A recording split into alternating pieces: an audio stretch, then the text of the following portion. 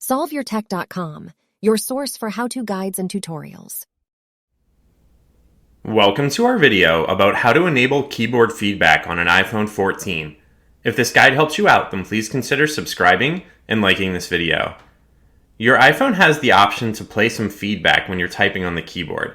This can be both a sound and a haptic vibration. If you would like to enable one or both of these options, then you just need to open the Settings app. You can then scroll down and select the Sounds and Haptics option from this menu.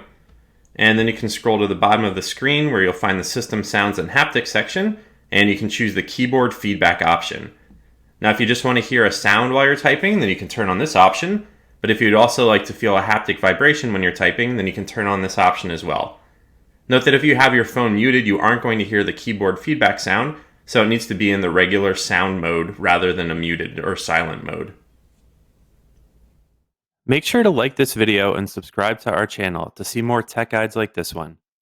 For additional information on this topic and to read the entire article, click the link in the description to visit solveyourtech.com.